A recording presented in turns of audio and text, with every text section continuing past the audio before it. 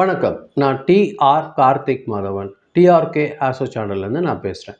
இந்த வீடியோவில் நம்ம என்ன பார்க்க போகிறோம்னா, வார ராசி பலன். அதாவது கன்னி ராசிக்கான வார பலன்கள் எப்படி இருக்குது, அதாவது 25ஆந்தேதியிலேருந்து 31ஆந்தேதி ஜனவரி வரைக்கும் உள்ள வாரத்தில் கன்னி ராசிக்காரங்களுக்கான வார பலன் எப்படி இருக்குது அப்படிங்கிறத நம்ம பார்க்குறோம்.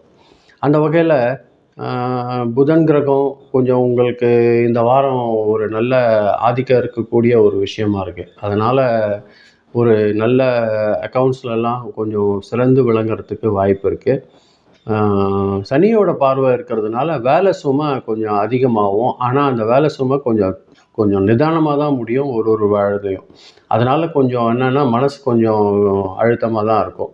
அதே சமயத்தில் குருவோட தாக்கமும் இருக்கிறதுனால சரியான ஆலோசனை கிடைக்கிறதுக்கு இது உங்களுக்கு குருவோட பகவான் உங்களுக்கு உதவி செய்வார்.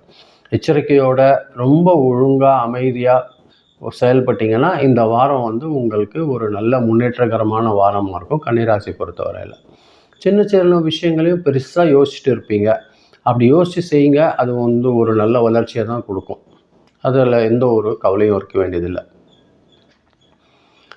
அனைத்தையும் நல்லபடியாக பார்த்துக்குன்னா அதாவது எந்தெந்த ஒரு வேலை எடுத்து நீங்கள் செய்கிறீங்கனாலும் அது நல்லபடியாக நீங்கள் கவனமாக செய்கிறீங்கன்னா உங்களுக்கு ஒரு நல்ல முன்னேற்றத்தை கொடுக்கும். இந்த வாரம் பொறுத்த வரைக்கும் புதன்கிழமையும் வியாழக்கிழமையும் கன்னிராசி பொறுத்த வரைக்கும் ஒரு நல்ல நாளாக இருக்கிறதுக்கு வாய்ப்பு இருக்குது. சனிக்கிழமை கொஞ்சம் ஜாக்கிரதையாக இருந்துக்கோங்க. அது கொஞ்சம் வேகத்தடை மாதிரியாக செயல்படும் சனிக்கிழமை பொறுத்தவரையில். அதாவது ஸ்டோர் ரூமில் இருக்கிறவங்க, அக்கௌண்ட்ஸ் பார்க்குறவங்க, இது மாதிரியான வேலைகள் செய்கிறவங்களுக்கெல்லாம் வேலை கொஞ்சம் அதிகமாக இருக்கிறதுக்கு வாய்ப்பு இருக்குது இந்த வாரம் பொறுத்தவரையில். ஒரு சின்ன ஏதாவது ஒரு மிஸ்டேக் பண்ணினாலும் உங்களோட மேலதிகாரி அதை கவனிச்சிருவார்.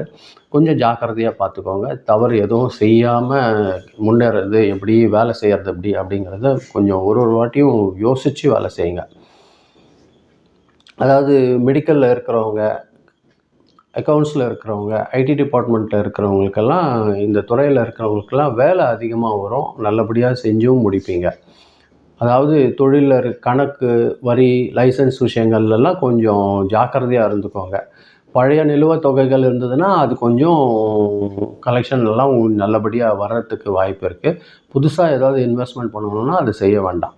பணம் பொறுத்த வரையில் வரவு சரியாக இருக்கும். அதே சமயத்தில் செலவு உங்களுக்கு மெடிக்கலுக்காகவோ இல்லை உங்களோட வண்டிக்கு இல்லைன்னா வீட்டில் இருக்க கிச்சன் எக்யூப்மெண்ட்டில் ஏதாவது ரிப்பேர் செலவு, அந்த மாதிரியான விஷயங்கள் செலவு சின்னதாக வர்றதுக்கு வாய்ப்பு இருக்கும்.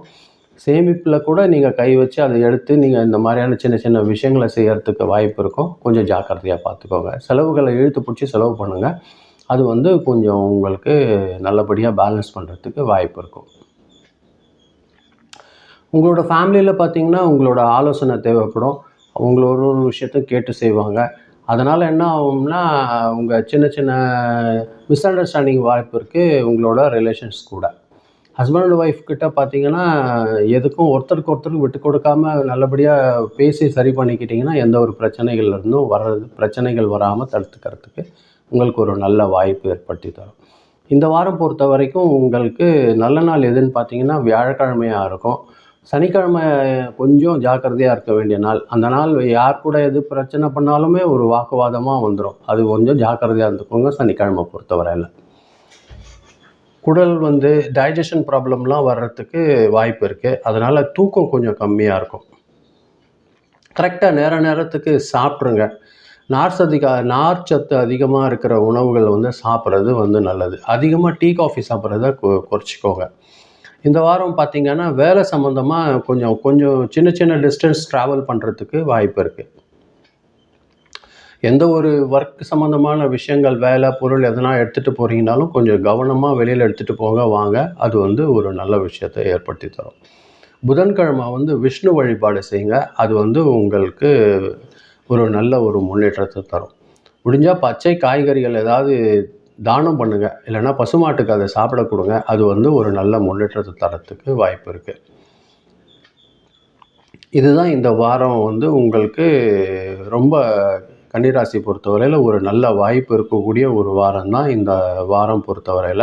எந்த ஒரு கவலையும் இருக்க வேண்டியதில்லை. கொஞ்சம் ஜாக்கிரதையாக பேச்சு கொஞ்சம் நிதானமாக வச்சு வாக்கிங் ப்ராக்டிஸ் அதெல்லாம் பண்ணிங்கன்னா உங்களுக்கு இந்த வாரம் நடக்கிறதுக்கு கொஞ்சம் நல்லபடியாக இருக்கும் இதுக்கு கிடக்கிறதுக்கு. இதுதான் நான் இந்த வீடியோவில் சொல்லணும்னு நினச்சேன்.